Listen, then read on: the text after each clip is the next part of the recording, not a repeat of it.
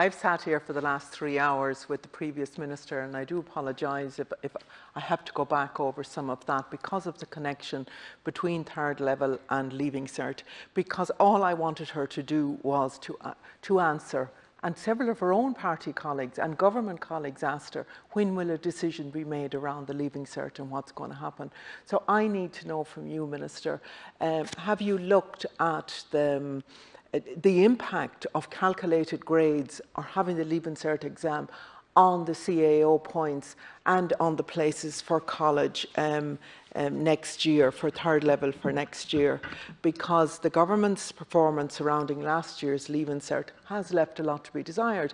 And we know that we have many cases. I think it was 12,000 cases that were appealed. We have still cases going through the courts around that.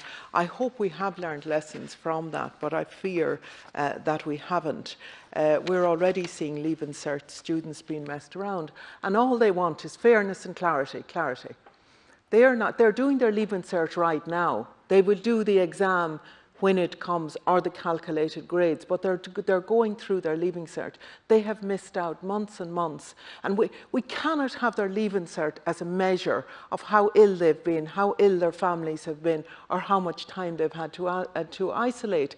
And that's what we're ending up with now. And I feel the further we're going through this, and the further that the minister keeps her head in the sand, the more difficulties we're going to run into.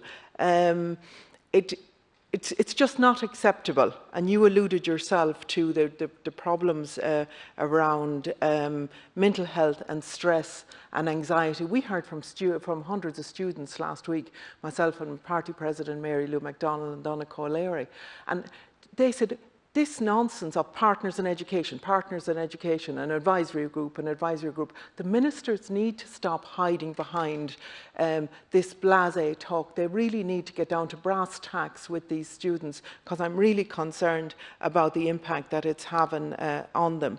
So we need to know now, like the inequality around it as well, Minister.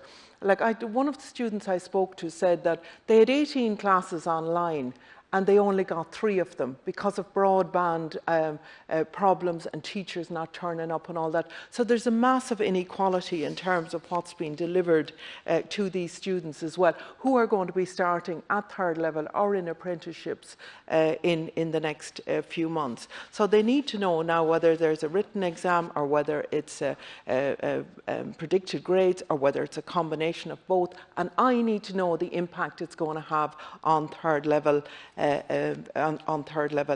places. I want to ask, so have you examined the impact of the calculated grades, and what are the increased numbers of third level places needed to meet the demographic demand as it is? And how many places above this figure is your department adding for the 21-22 academic year to ease the pressure on students competing for these places? And when did your department begin engaging with colleges around these additional places? And can you provide us with a breakdown of the places and in the disciplines that they'll be in? We have seen inadequate numbers of doctors being trained over the last 10 years. So how many additional places will there be in medicine, for instances? We also need more nurses, and therefore we need more student nurses. What's the target for the total number of places that's studying nursing and midwifery for the next academic years? In terms of the student nurses, I want to ask you, Minister, in your view, do the 4,500 student nurses do real work? Or do you agree, this is very specific, do you agree with Taoiseach Micheál Martin that to pay a student nurse would somehow undermine the quality of their degree or their education? I'm trying to get through these questions as quickly as possible, and I would appreciate if you would do what the other minister didn't do and answer them directly. In terms of the €250 supports, I want to ask you, we still have a number of people who haven't received that 250. How many students have received the money? How many are still waiting? Is it the case that some students are being told that they have to wait until September to benefit from that support, even though they're under real financial pressure as it is at the moment? Specifically in the case of students who do not receive the SUSI grant in their final year. And if students in their final year can get a refund, why are other students being asked for it? But I have a real problem in terms of students who are in their final year who are waiting for this, who've paid all their fees and everything else. I have to come back again, Minister, to the question of accommodation. Students have lost the opportunity to work, and they are being asked to pay for being asked to pay for rent, to face extortionate rent. So I want to ask you, what you've been telling me all of the time is that the on-campus accommodation is being sorted. And I know at one point we were looking at, I think it was on the 20th of October, you told me that refunds would be made for 5 of the 7 institutions, and you made the government position clear on that. Now, I have an email here from your office to a student dated the 29th of October.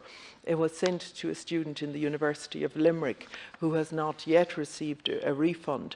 And the University of Limerick was supposedly one of the universities that had received, that you had received assurances from.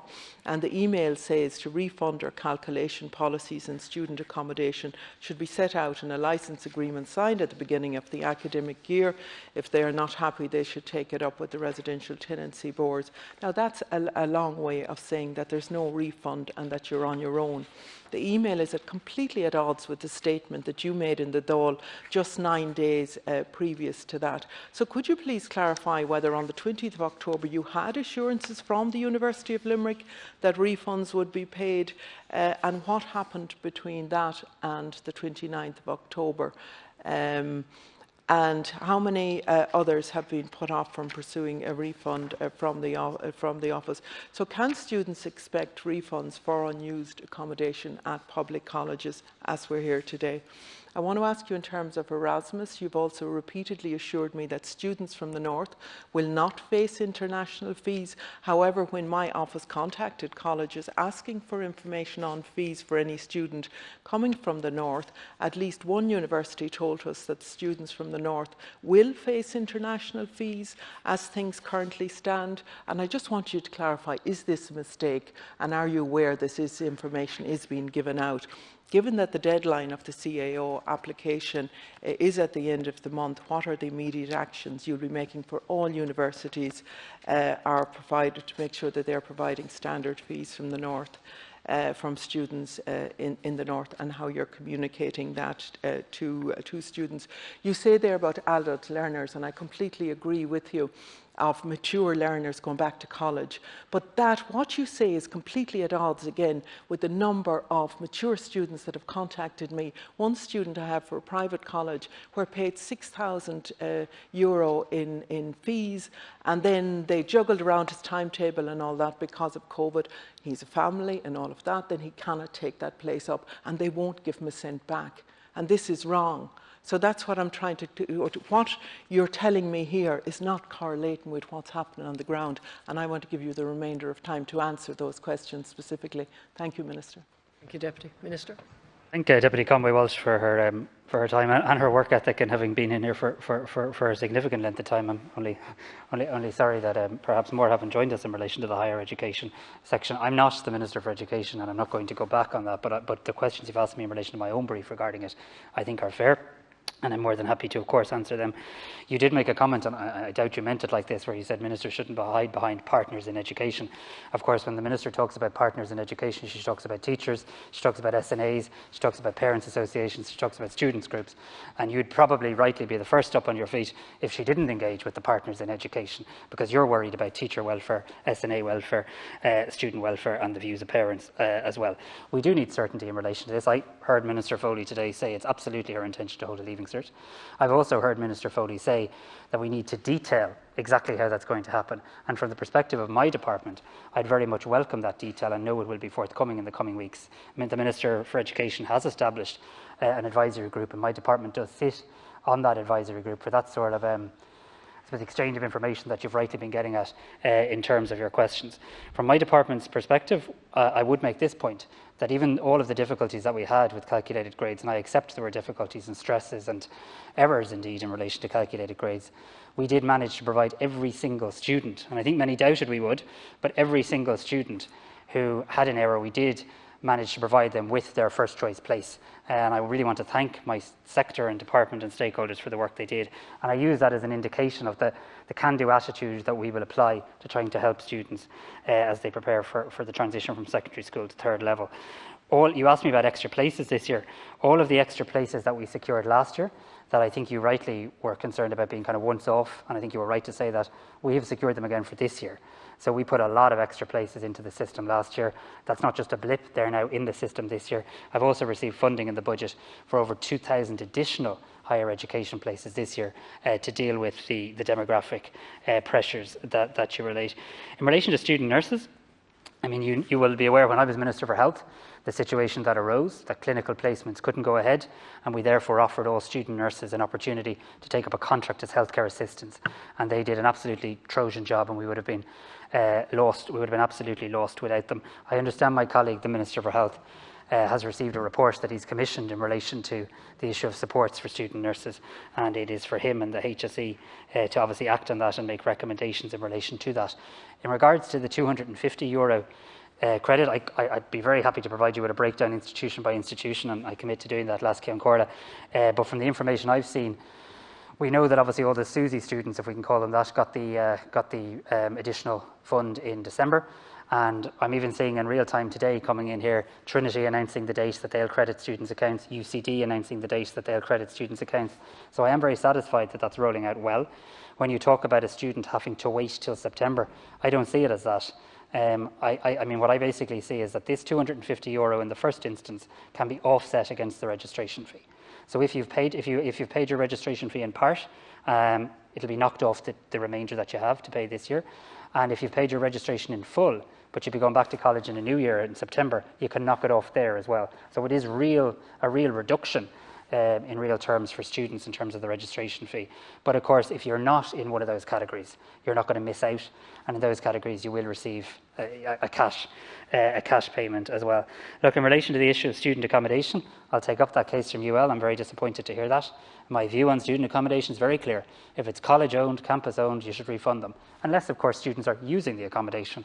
And we should bear in mind that quite a few thousand of students have taken up that option, as is their choice. In relation to Erasmus, I'm really pleased that we've been able to, and I acknowledge your support for this, I'm really pleased that we've been able to put in place measures to make sure that young students, and indeed students of all age in Northern Ireland, don't get left behind by the extremely regrettable decision of the British government for the UK and Northern Ireland not to participate in the Erasmus programme. They talk about developing a new programme and a better programme. I wish them well. I think the Erasmus programme is an excellent programme. So any student in Northern Ireland can avail of that. How will they avail of that? They'll avail of that by registering on a temporary basis in a Republic of Ireland higher education institution. As I'm in here, and my management board are virtually meeting with the management board in the Department of the Economy in Northern Ireland, which has responsibility for higher education. And I am very clear in relation to Northern Ireland students and their rights under the Good Friday Agreement, quite properly to be Irish citizens and therefore to benefit from the same rules and fees that Irish citizens benefit from in the Republic. I have some time. I just want to ask you, Minister, just if we could have clarity around, say, if there's going to be predicted grades, because we don't know how this virus is going to go, or a combination of both. Can you reassure students that the algorithm that would be used in terms of determining the places in college, that that would be fair, or just to have some transparency around it. And I just go back again to the clarity and the information that students need right at this moment in time in relation to the orals and the practicals and what they're doing now, because it is their lead in, and we can't just cut them adrift until they come into to third level in that sense. I welcome what you're saying around Erasmus, but we need clarity there, and I just ask you to communicate with the third level institutions, because that's not the information they're given out. And you see, where students in the north want to register right now for courses, if that's not absolutely clarified for them, if they're being told by the institute that they want to choose their course in, that they may be charged international fees, then that's going to prohibit them from doing that, or at least dissuade them from doing it. Thank you, Las Carla.